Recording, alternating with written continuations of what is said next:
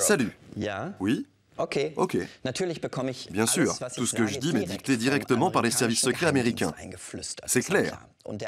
Et le crash de l'appareil de Germanwings a été provoqué par l'armée de l'air française. À propos, les passagers de l'avion étaient déjà morts avant le décollage.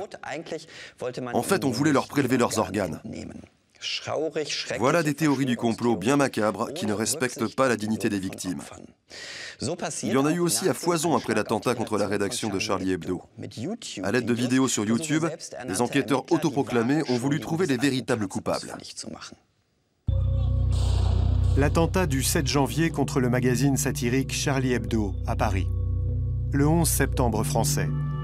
Des images qui ont marqué les esprits. Mais beaucoup veulent y voir autre chose.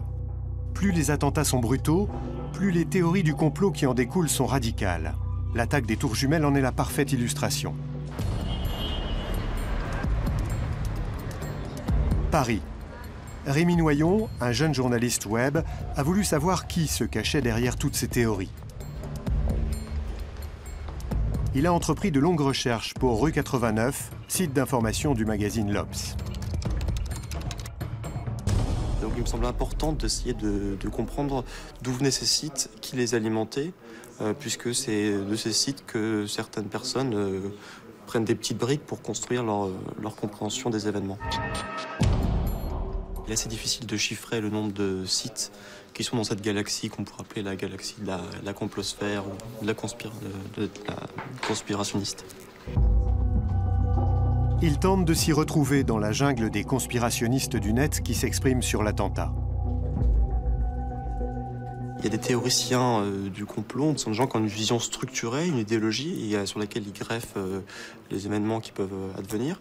Puis il y a des sites qui sont beaucoup plus fourre-tout, pêle-mêle, où on mêle un peu tout, les francs-maçons, les ovnis, la cabale. C'est ce qu'a fait Karim, un YouTuber à qui Rémi a rendu visite chez lui. Une grande défiance vis-à-vis des médias traditionnels. Donc j'étais le rencontrer chez lui. Face à une caméra, ce jeune père de famille au chômage a commenté les images de l'attentat diffusées à la télévision et remis en question la version officielle. C'est pas un peu bizarre quand même? Il a juste posté sur YouTube et en fait la vidéo a fait presque 1 million de vues. Dans le cas de Karim, il s'agit d'une quête naïve de gloire. D'autres, en revanche, suivent des tendances politiques dangereuses. C'est le cas du site de l'association Égalité et Réconciliation, dirigé par Alain Soral. Qui est cet homme? Nous devons nous rendre dans le quartier de Saint-Germain-des-Prés et l'appeler une fois sur place pour connaître l'adresse exacte. Le siège de l'association se trouve dans la cour de cet immeuble. Moi, je ne suis pas Charlie. Voilà. C'est par ces mots que nous accueille Alain Soral, président d'Égalité et Réconciliation. Voici sa théorie. Il y a derrière cet attentat la main de ce qu'on appelle l'État profond, c'est-à-dire des services secrets, à mon avis, israéliens, français et sans doute américains. Alain Soral est qualifié de national-socialiste, même si lui-même se défend d'être un nazi. En France, il a plusieurs procès sur les bras. Il fait enregistrer l'interview par son équipe pour montrer à ses lecteurs que nous allons manipuler ses propos. Et il n'arrête pas de nous insulter. Moi, je vis en crachant à la gueule des gens comme vous compreniez. C'est ma clientèle, c'est de dire qu'aujourd'hui, un journaliste, c'est une pute ou un chômeur. Donc vous n'êtes pas chômeuse. Moi, je suis sorti du journalisme officiel, j'ai été journaliste pendant 20 ans. C'était mon métier pour gagner ma vie. Parce que votre connerie des 4 minutes, j'en ai rien à branler. Alors pourquoi nous accorde-t-il cette interview ? Je refuse pratiquement tout, mais Arte, il y a un petit côté prestige. Des insultes, encore des insultes. Voilà comment fonctionne le conspirationnisme. Pour Marianne, la France entière empeste la théorie du complot. Mais dis donc, Charles, tu sens pas comme une drôle d'odeur? Le symbole de la République parle à De Gaulle dans une vidéo humoristique du magazine du même nom. Parce qu'effectivement, c'est une espèce de doute radical qui s'attaque à tous, les institutions, les médias, les politiques, et qui en même temps est incapable d'intégrer les contre-arguments qu'on peut lui proposer. Le complot, Charles, c'est le rationalisme des imbéciles. Oui, le rationalisme des imbéciles, exactement. Alors, en résumé, je peux verser dans le rationalisme des imbéciles ou être un instrument du système. Étant journaliste et ayant un emploi, j'entre forcément dans la seconde catégorie. Qu'en disent les services secrets américains ? Ah oui, je dois préciser que toutes les théories du complot ne sont pas à mettre dans le même sac. C'est vrai, même si elles présentent un certain nombre de points communs. Retour sur les faits. Toutes les théories du complot reposent sur le même principe, à savoir qu'une superpuissance contrôle tout en secret. Cette forme de conspirationnisme moderne est apparue au XVIIe siècle, le siècle de la raison. Les experts y voient une sorte de Dieu de substitution. Les gens ne croient plus que Dieu dirige le monde, mais pensent que des forces occultes sont à l'œuvre. C'est pourquoi les théories du complot incriminent souvent des sociétés secrètes, telles que les Illuminati ou les francs-maçons, mais aussi le gouvernement américain ou les services secrets israéliens. Voici les 3 théories les plus populaires. 1. La NASA n'a jamais envoyé d'hommes sur la Lune. Tout a été tourné en studio. 2. Elvis est toujours vivant. Et 3. Derrière les attentats du 11 septembre se cache le gouvernement américain. Selon un sondage de 2008, 23% des Allemands croient à ces thèses, contre seulement 8% des Français. D'une manière générale, les théories conspirationnistes font particulièrement recette en période de crise. Les chercheurs de l'Université d'Amsterdam ont constaté que les adeptes du complotisme étaient surtout des personnes aux idées politiques extrémistes, de gauche comme de droite. Beaucoup de conspirationnistes de tous bords politiques partagent la même colère contre la presse grand public, ce qu'ils appellent la presse mensongère. Selon un sondage réalisé en Allemagne, plus de 60% de la population a peu ou n'a plus confiance dans le traitement médiatique des événements en Ukraine. L'antenne allemande de la chaîne publique russe RT, anciennement Russia Today, veut remédier à ce problème. Tous ceux qui le souhaitent peuvent y propager leur théorie du complot. Il faut juste être gentil avec les Russes. Alors saluons chaleureusement RT Allemagne. Nous allons d'ailleurs sûrement nous y retrouver après le reportage qui va suivre, car il porte sur un homme qui n'est pas spécialement tendre avec la nouvelle chaîne de télé germano-russe. Attention, les flocons blancs qui sont tombés chez nous cet hiver, ce n'était pas de la neige. L'ingénieur Dennis Schmitz, lui, n'est pas dupe. Il sait que cette neige est en plastique.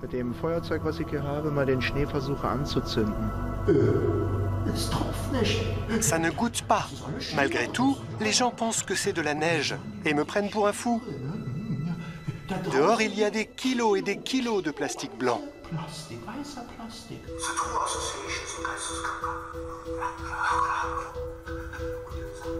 Le journaliste Raik Anders en avait assez de toutes ces sottises sur Internet. Il a décidé de passer à l'attaque avec un blog vidéo qu'il a appelé « Pauvre Allemagne ». Dans son salon, il met régulièrement en marche une caméra pour régler leur compte aux conspirationnistes les plus allumés. So krass nervt. Hier. Raik réalise également des interviews. L'été dernier, il a donné la parole au testeur de neige Dennis Schmitz. Croire n'est peut-être pas le bon mot, je dirais plutôt que je cherche la vérité. C'est le drapeau de la société fiduciaire ouest-allemande. Les hommes du Nord sont les seuls hommes qui soient vraiment capables d'aimer les femmes. Comme Lobachevsky l'écrit dans son livre « La ponérologie politique », ils ont détruit par en bas et par l'intérieur. Il les qualifie de psychopathes ou de malades mentaux. Raik sait qu'il ne gagnera jamais le combat contre la bêtise. Et pourtant... C'est le combat qui élève, pas la victoire. Je trouve ça même plus noble de se lancer dans une lutte qui paraît sans issue. On ne se débarrassera jamais des complotistes, pas plus qu'on ne fera disparaître l'homophobie ou la xénophobie en général. On n'en viendra jamais à bout. En même temps, les choses ne pourront jamais s'améliorer si on renonce à se battre. Depuis 6 mois, les complotistes ont un support de diffusion en Allemagne. Bonjour et bienvenue dans La Part Manquante. La chaîne publique Russia Today, financée par le Kremlin, offre la plateforme idéale pour les théories du complot sur les théories du complot. Décryptage. La chaîne publique russe Russia Today est enfin diffusée en langue allemande. Et où trouver des informations plus fiables et plus indépendantes que sur la chaîne publique d'un État qui occupe la 148e place au classement mondial de la liberté de la presse? Aujourd'hui, Russia Today a invité Stefan Ossenkop du mouvement des droits civiques Solidarité, dont voici les derniers résultats électoraux.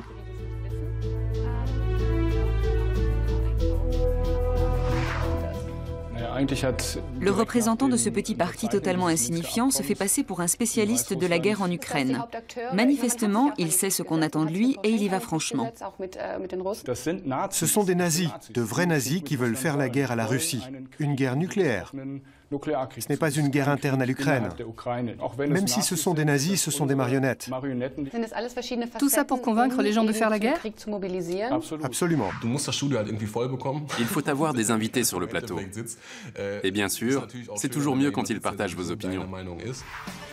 Depuis peu, la rumeur court que, faute d'argent, le gouvernement russe pourrait bientôt fermer l'antenne allemande de Russia Today. Les vidéos de Reich totalisent jusqu'à 300 000 clics. Désormais, il anime même une émission politique sur une chaîne berlinoise. En fait, si je m'intéresse autant aux conspirationnistes, c'est aussi et surtout parce que ça m'amuse. Ce sont des gens qui sont parfois tellement à côté de la plaque dans leur argumentation que c'est franchement drôle de les attaquer. Et puis il suffit de faire quelques recherches et d'apporter quelques données pour démentir ce qu'ils disent.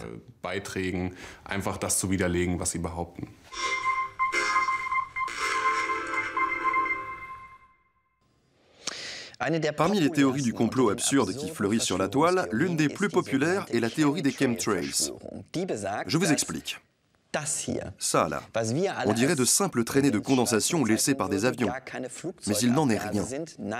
Non, il s'agit de produits chimiques qui sont répandus délibérément au-dessus de nos têtes pour nous rendre soit stupides, soit dociles, soit stériles, ou encore pour manipuler la météo. Vous n'y croyez pas ? Regardez ce qui suit. Max Bliss a parcouru le globe. Ce Britannique vit aujourd'hui dans le sud de la France, mais le voici de retour dans son pays pour quelques jours. Il est à Cambridge pour assister à une conférence sur les chemtrails. À ses yeux, les traînées blanches créées par le passage des avions sont suspectes. Évidemment, les traînées de condensation existent depuis que les avions peuvent voler à une altitude suffisamment élevée. Ce qui nous intéresse, c'est l'usage abusif qui en est fait. En ajoutant certaines substances aux traînées de condensation, on peut les utiliser pour changer la météo.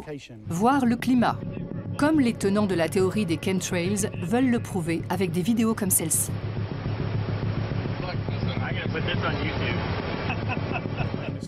Max a quantité de vidéos et de photos sur son téléphone portable. Il les a prises lui-même ou trouvées sur la toile. Car Max n'est pas seul.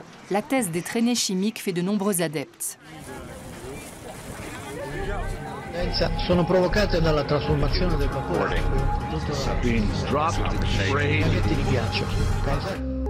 Max tient un blog baptisé The Real Institute. Il échange avec des amis au sein du groupe Chemtrails Project UK, très actif sur les réseaux sociaux. Leur principal argument est qu'il y a de plus en plus de traînées blanches dans le ciel. Mais cela ne vient-il pas simplement du fait qu'il y a de plus en plus d'avions? Retour à Cambridge. Conférence sur la géo-ingénierie. Même ici, la théorie des chemtrails fait partie des thèmes abordés. Max et quelques autres activistes sont là en tant qu'auditeurs critiques. Parmi les intervenants, Ken Caldeira, un climatologue de renommée mondiale qui enseigne à l'université américaine de Stanford. La frontière entre changement météorologique et changement climatique est très floue. Il existe bel et bien des tentatives visant à influer sur le temps.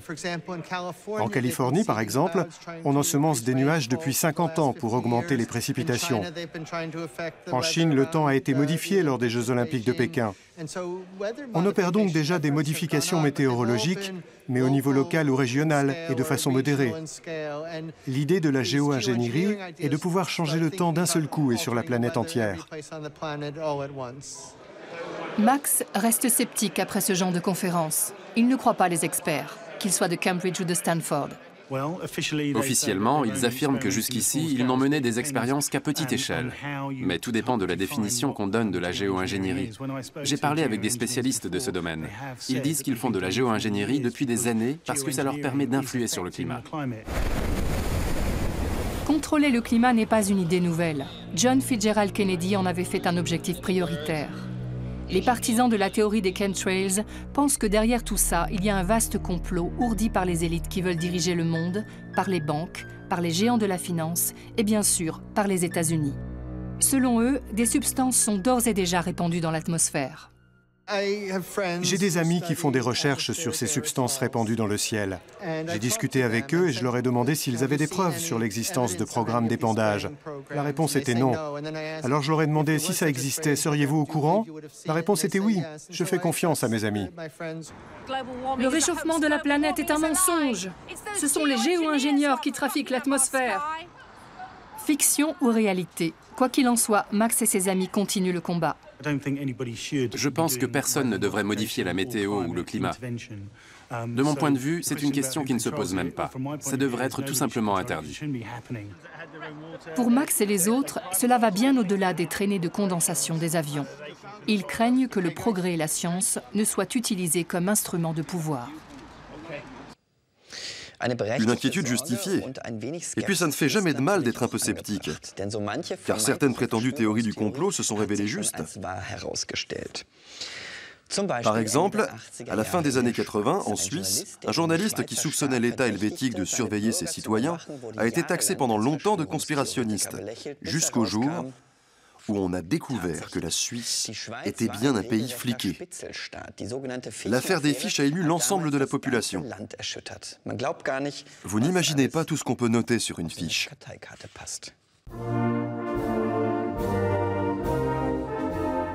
Ah, la Suisse. Un pays où le monde semble encore tourner rond. Avec ses vaches, son gruyère et un État qui bénéficie de la confiance du peuple.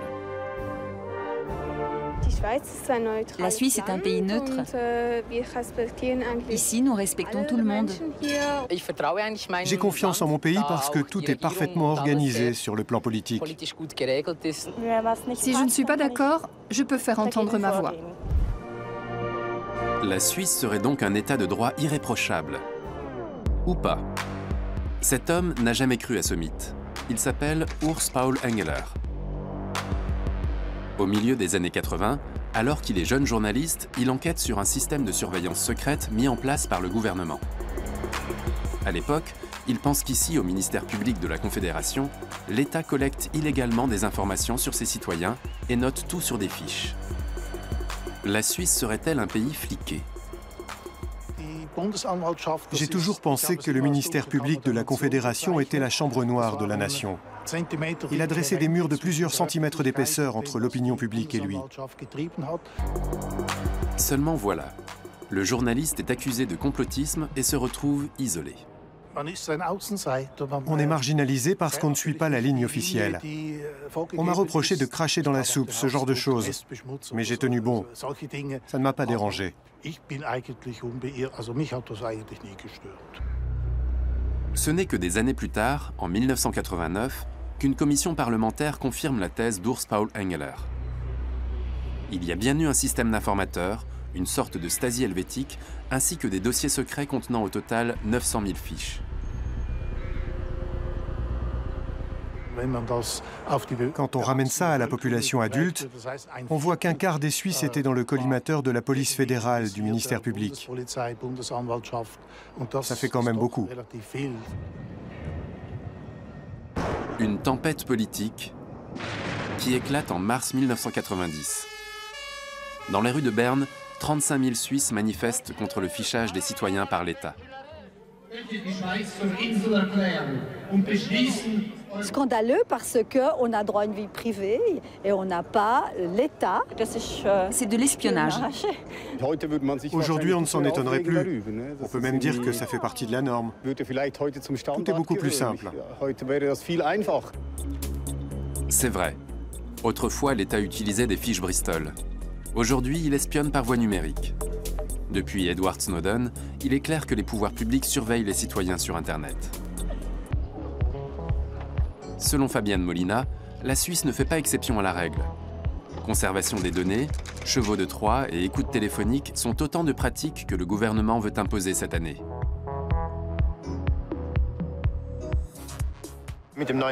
Avec la nouvelle loi sur les services de renseignement, les services secrets suisses ont la possibilité de surveiller les citoyens dans leur sphère privée, et ce, généralement sans aucun contrôle, sans aucun critère objectif dans l'application de telles mesures. C'est pourquoi Fabian lutte avec un petit groupe contre le flicage de l'État.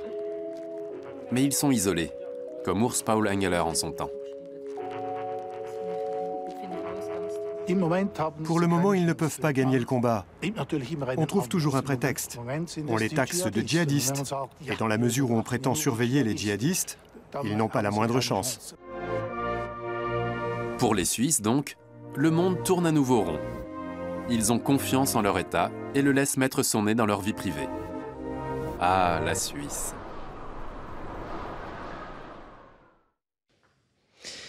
Le pire est sans doute l'idée d'être mêlé malgré soi à une conspiration. C'est ce que vit notre journaliste Johanna depuis sa naissance. Son problème est qu'elle vient de Bielefeld. Bielefeld? Ne devrais-je pas plutôt dire Bielefeld? Parce que cette ville n'existe même pas, à en croire l'une des théories du complot les plus connues d'Allemagne. Pourtant, si je consulte les horaires des trains, je trouve bien Bielefeld. De même, la ville figure dans l'annuaire téléphonique. Alors, Bielefeld, un faux ou un tox? Ah oui, Bielefeld, c'est quelque part entre Dortmund et Hanovre. 330 000 habitants, plus moi. Eh oui, je viens de Bielefeld, une ville qui se trouve dans l'est de la Westphalie. C'est ici que je suis née il y a environ 31 ans. Et dans cette salle, on fait la fête des nuits entières en s'entichant à chaque fois d'un nouveau barman. Soi-disant, parce qu'en fait, Bielefeld n'existe pas. La ville n'est qu'un décor qui cache une piste d'atterrissage pour ovnis, ou encore un accès au centre de la Terre. Bielefeld n'existe pas, dites. Ah bon? Mais on est à Bielefeld. Bien sûr que Bielefeld existe, c'est ma ville. Bielefeld n'existe pas? N'importe quoi. Peut-être que nous non plus, on n'existe pas. On est tous des aliens. Tu es réel? Je crois. Peut-être que je m'en rends même pas compte. Manifestement, on fait des efforts colossaux pour cacher que Bielefeld n'existe pas et que tout ici n'est qu'une façade. Ça vous paraît absurde? Il y a pourtant bien pire. Pour beaucoup de conspirationnistes, il est amplement prouvé qu'Elvis Presley est toujours en vie. Certains pensent que les Américains ne sont jamais allés sur la Lune. Tout aurait été tourné en studio. Et à la fin de la Seconde Guerre mondiale, Adolf Hitler se serait réfugié dans une cavité au centre de la Terre. Il y a aussi l'histoire avec Paul. Paul McCartney des Beatles. Il serait mort depuis les années 70 et aurait été remplacé par un sosie. Les indices, que dis-je, les preuves, sont évidemment très nombreuses. À commencer par la pochette de l'album Abbey Road. On y voit Paul qui est gaucher, fumé de la main droite. Quant à la traversée du passage piéton, ce serait en réalité le cortège de ses funérailles. Nous pourrions sûrement trouver encore d'autres preuves. Plus sérieusement, pourquoi les gens croient-ils à de telles histoires sur l'alunissage, les Beatles ou Hitler? Parce que ces théories rendent le monde plus simple, nous explique le psychologue Sébastien Bartoszek. Elles tentent de rationaliser un monde où tout semble aléatoire, ce qui permet de se protéger des forces maléfiques qui se cachent derrière et d'aborder plus facilement l'existence. Sébastien a déterminé ce qui faisait une bonne théorie du complot. D'abord, elle doit reposer sur des observations individuelles entre lesquelles on peut établir des liens. Ensuite, elle doit postuler l'existence d'une force supérieure qui se trouve derrière toute chose et que les gens craignent déjà. Enfin, elle doit avoir une belle fin pour laisser de l'espoir aux gens, tout en leur donnant la possibilité d'agir. On va échafauder notre propre théorie du complot. De quoi a-t-on besoin? Primo, il nous faut une force maléfique qui se cache derrière toute chose. Deuxio, on a besoin de quelqu'un qui séjourne souvent en Allemagne, qui est célèbre et mystérieux. Prenons David Hasselhoff. Et tertio, on a besoin d'un lieu comme toile de fond. Il n'y a qu'un endroit possible, Bielefeld. Car sous Bielefeld se trouve l'entrée vers la Terre creuse. En son centre, David Hasselhoff garde 3 musiciens en captivité depuis des années. Jim Morrison, le véritable Paul McCartney et Elvis Presley. Il leur fait écrire tube sur tube.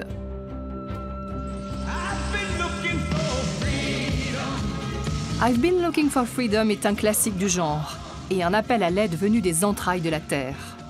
À présent, David Hasselhoff prépare son prochain coup. Le nouvel album de son trio doit sortir en 2022. En attendant, il a besoin d'une manœuvre de diversion, comme faire passer une ville tristounette du centre de l'Allemagne pour une illusion.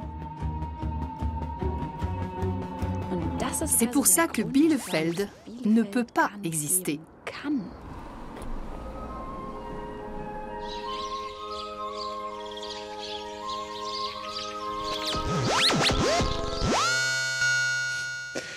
C'est bien d'avoir fait la lumière sur ces théories obscures. Maintenant que l'émission touche à sa fin, on peut vous le dire. Europe n'existe pas. Par exemple, nous n'avons pas de studio. Et moi non plus, je n'existe pas. D'ailleurs, je vais disparaître. Du moins jusqu'à la semaine prochaine. Salut. I love Europe, but les gens, je trouve, en France ne sourient pas assez. Par exemple, si je marche dans la rue, on ne verra jamais un homme se balader et faire... C'est mon avis, personnellement.